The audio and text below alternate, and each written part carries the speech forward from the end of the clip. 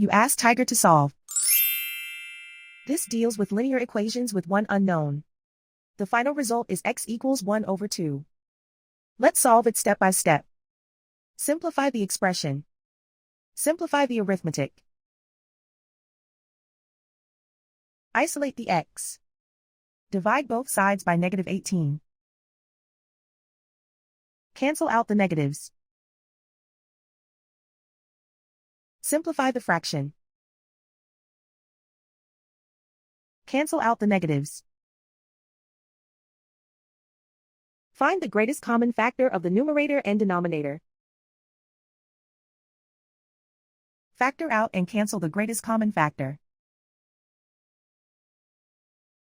And so the final result is x equals 1 over 2.